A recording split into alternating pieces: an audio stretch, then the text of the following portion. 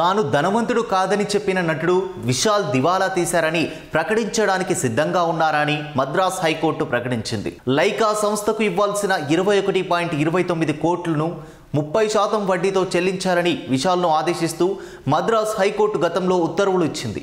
ఆ ఉత్తర్వులను సవాలు చేస్తూ దాఖలైన అప్పీల్పై సోమవారం Justice S M Subrahmanyam, Justice Mohammad షఫీక్ల ధర్మాసనం విచారణ చేపట్టింది. న్యాయస్థానం సూచించిన కొంత మొత్తాన్ని కోర్టులో డిపాజిట్ చేయొచ్చు కదా అని న్యాయమూర్తులు ఈ సందర్భంగా ప్రశ్నించారు.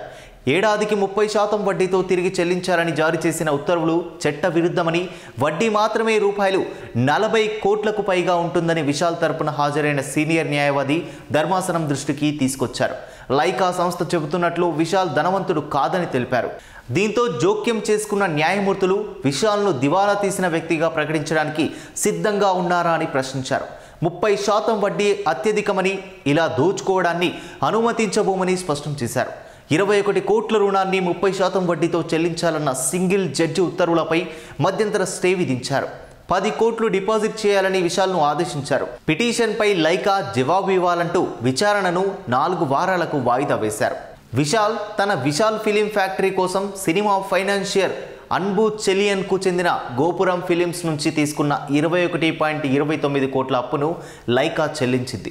ఆ మొత్తాన్ని తిరిగి చెల్లించే వరకు విశాల్ తన నిర్మాణ సంస్థకు చెందిన అన్ని సినిమాల హక్కులను లైకాకు ఇవ్వాలని ఒప్పందం కుదుర్చుకున్నారు. ఆ ఒప్పందాన్ని ఉల్లంఘించి విశాల్ సినిమాలు విడుదల చేశారని, నగదు తిరిగి ఇవ్వాలని లైకా మద్రాసు హైకోర్టులో కేసు వేసింది. ఆ కేసును విచారించిన సింగిల్ జడ్జి లైకాకు 21.29 కోట్లను 30% వడ్డీతో చెల్లించాలని విశాల్ను ఆదేశిస్తూ ఉత్తర్వులు జారీ చేశారు.